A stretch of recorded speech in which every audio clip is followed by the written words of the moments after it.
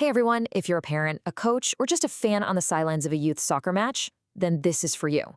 We're going to dive into something that is absolutely critical for the health of the game our kids love: understanding level 1 referee abuse. And trust me, this is about way more than just a few rules. It's about preserving the future of the sport itself. So why is this such a big deal? Well, just take a look at these numbers. They really paint a picture of a crisis that's happening right on our fields every weekend. A staggering 50% of new referees, half of them, quit within just a couple of years. And when they're asked why, the number one reason they give, 75% say it's because of verbal abuse from adults. And here's the real kicker. For all that yelling and screaming from the sidelines, zero, and I mean zero, calls are ever changed by it. So we're driving people away from the game for absolutely nothing. Okay, so what is level 1 abuse exactly? U.S. soccer policy breaks it down into two really clear categories. First, you've got non-physical abuse, which is basically verbal, and second, you've got physical abuse, which is any kind of touching. And I want you to look closely at those penalties. These are not suggestions, folks. They come with real, mandatory consequences.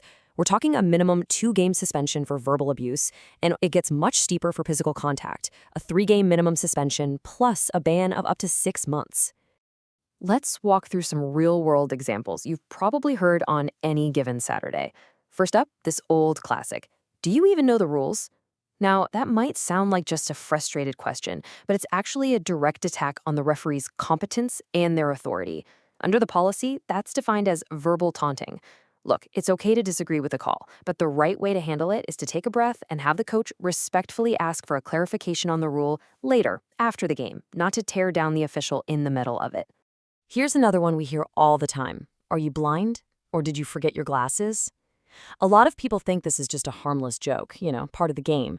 But the policy is crystal clear. Mocking a referee's eyesight or their perception, even if you mean it as a joke, belittles their judgment. Your intent really doesn't matter here. It undermines their authority, and it's still considered level 1 abuse. That means it comes with that 2-game minimum suspension. Now we're getting into something even more serious.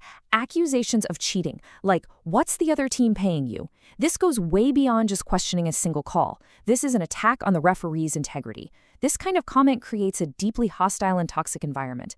And you have to remember, it's especially damaging to the young or new officials who are just out there trying to learn and serve the game. This isn't passion. It's a serious form of verbal taunting, period. And then, of course, there's just the blunt stuff. You suck. You're the worst ref we've ever had. It might be short, but it's incredibly damaging. Make no mistake, this is exactly what the policy calls dismissive and degrading language. It creates a terrible atmosphere, it models awful behavior for every single kid on that field, and you know what? It causes real emotional harm. A lot of these referees are teenagers, and words like that land really, really hard. And here's something you might not realize. Abuse isn't just about what you say. The policy explicitly covers what it calls insinuating behavior.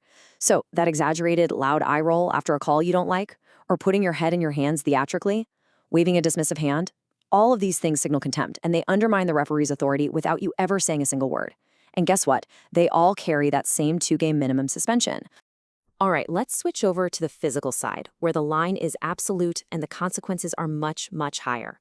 A common defense you hear is, I only touched his shoulder to get his attention, but the policy is unequivocally clear on this. Any deliberate physical contact is considered physical abuse. It does not matter how gentle or well-intentioned you think it is. The rule is simple. Keep your hands to yourself. The penalty immediately jumps to a minimum of 3 games plus a lengthy ban. Let's look at another example here. Grabbing a referee's jersey, even just for a second. Your goal might just be to slow them down so you can talk to them, but the impact is always intimidation. Think about it. Referees have to feel physically safe on the field to do their job properly. Any action like this, no matter how brief you think it is, crosses a very clear line, and it is physical abuse. The proper channel is always, always through the coach, calmly and verbally. Now let's tackle the single most common defense we hear for all of this. It was just a joke. Well, here's the thing. The policy doesn't have a humor exemption. Let's be really clear on 3 points. First, the rule applies to both your intent and the impact. If your joke undermines the ref, it's abuse. Second, our kids are watching. When they see adults laughing at the referee, they learn that disrespect is okay. And third, a 2-game suspension is not a joke. The consequences are real, and they apply even if it's your very first time. And it is so important to understand just how quickly these consequences escalate. For a first offense, you get the full minimum penalty, There's no warning, no grace period. For a second offense, the punishment doubles. That 2-game suspension becomes 4 games. And a third offense, that's a lifetime ban from all U.S. soccer affiliated matches.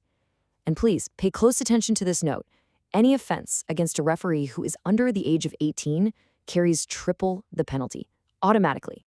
So with the stakes this high, how can we all be part of the solution instead of the problem? Well, good sportsmanship is a choice. And thankfully, there's a pretty clear roadmap. Just pause before you react. Use constructive words like tough call, ref, and then move on.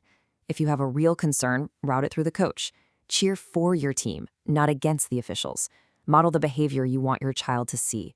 And finally, if you see someone else crossing the line, report it. The policy only works if we all help uphold it. Ultimately, it all just comes down to this. We all love this game, and we all have a shared responsibility to protect it for the kids who are out there playing it. So the next time you're on that sideline and you feel that frustration bubbling up over a call, just take a breath and remember this one final crucial point. The ref is human. Let's work together to keep the beautiful game beautiful for everyone.